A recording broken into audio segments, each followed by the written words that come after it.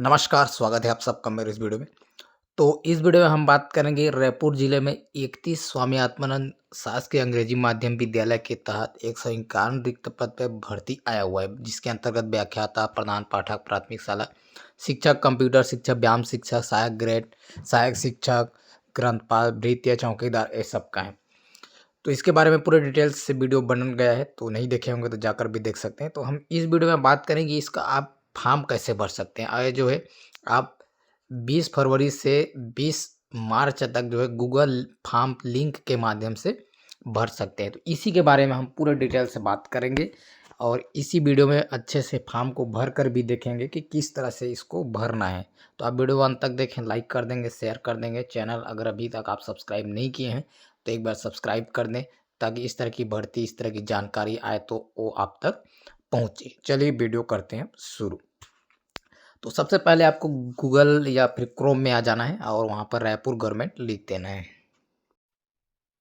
और इस तरह रायपुर गवर्नमेंट लिखने के पश्चात आपको सर्च कर देना है।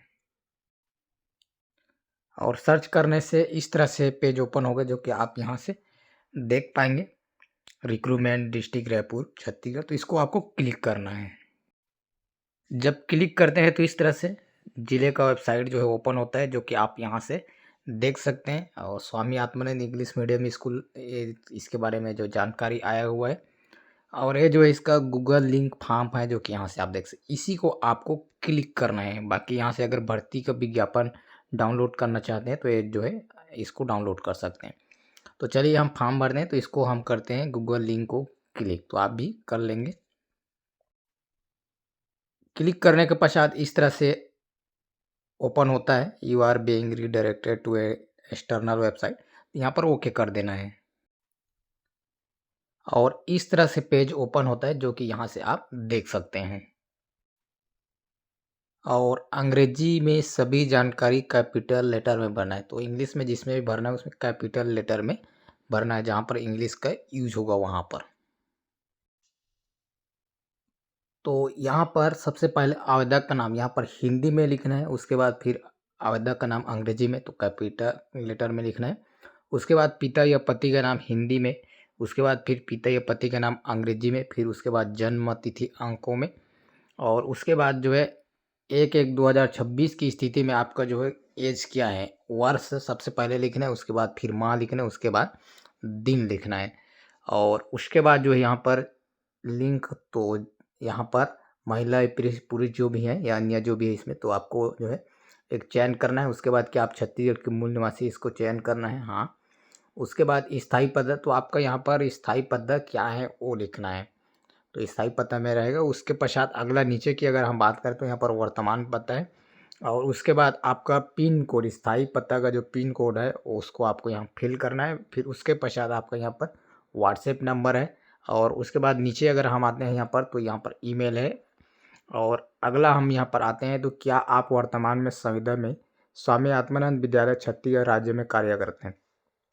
तो अगर आप किसी स्कूल में कार्यरत हैं स्वामी आत्मानंद स्कूल में, तो आपको यस करना है, हाँ करना है, अगर नहीं है तो फिर नहीं करना है। तो इस तरह से ये सब फॉर्म आपको भरने के पश्चात आपको नेक्स्ट कर देना। चलिए हम फॉर्म को भरते हैं, उसके बाद फिर आगे प्रोसेस में बढ़ते हैं। तो सबसे पहले यहाँ पर रिकॉर्ड वाला है। रिकॉर्ड जो आपका ईमेल है उसमें रिकॉर्ड हो जाएगा, जो भी आपका रिस्पॉन्स हो, तो इसको यहाँ पर राइट चिन्ह लगा देना है। उसके बाद आवेदक का नाम में चलिए हम फॉर्म को फिल करते हैं। तो हम सारा जानकारी भर दिए हैं। अब यहाँ से जो है नेक्स्ट वाला ऑप्शन को करते हैं क्लिक। जब नेक्स्ट को क्लिक करते हैं तो इस तरह से ओपन होता है आवेदित पद का नाम। यहाँ पर आवेदित पद का नाम को आपको सिलेक्ट करना है। तो यहाँ पर हम चयन करते हैं और इसमें से आपको किस में फॉर्म फिल करना है वो यहाँ पर चयन करना है। व्याख्याता, रसायन, संस्कृत, सामाजिक विज्ञान, जीव विज्ञान, शिक्षक, गणित शिक्षक, सामाजिक विज्ञान शिक्षक, अंग्रेजी शिक्षक, आपको जिसमें भी फिल करना है उसको आप क्लिक कर देना। जैसे व्याख्याता रसायन एग्जाम्पल के लिए कर दें। और यहाँ पर नेक्स्ट का ऑप्शन है, इसी को आपको फिर से क्लिक कर देना है। और उसके बाद फिर ये सब जानकारी आएगा, जिसमें अपना जितने भी शैक्षणिक योग्यता है वो सब यहाँ पर शो करना है, फिल करना है। जो कि आप यहाँ से देख सकते हैं। तो एक बार पूरा हम डिटेल इसको देख लेते हैं, फिर एक-एक करके इसको भरेंगे।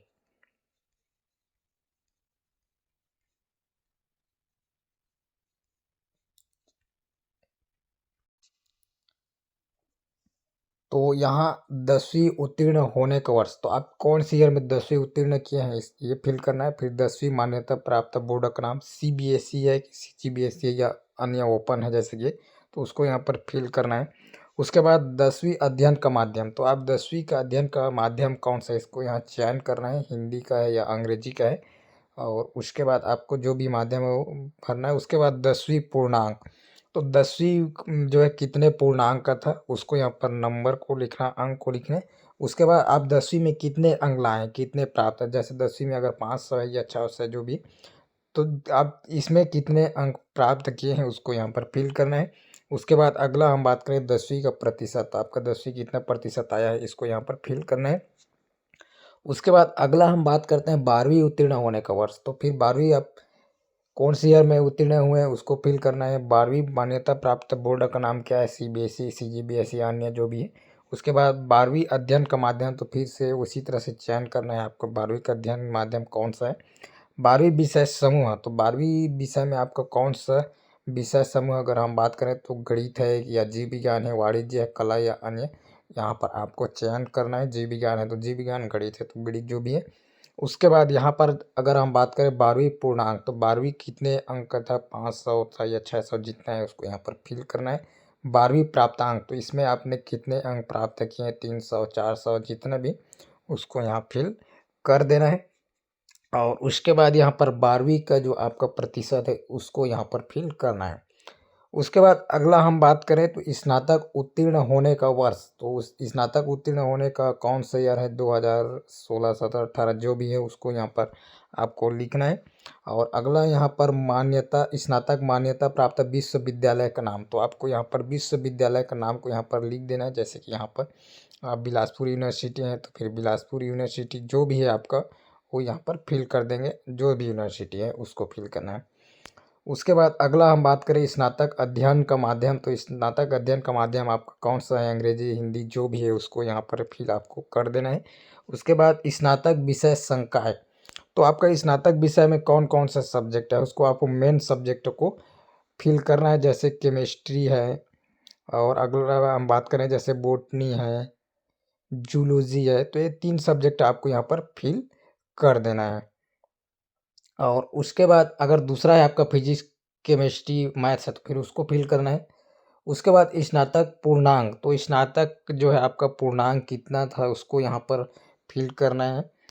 एग्रीगेट करके ना तीनों साल मिलाकर, जैसे 1800, 600 की अगर हो तो 1800 हो जाएगा, तो उसको आपको यहाँ पर लिख देना है 1800। फिर उसमें स्नातक आपने कितना अंक पाए उसमें उसको यहाँ पर आपको फिल करना है, यहाँ पर स्नातक प्राप्त अंक में।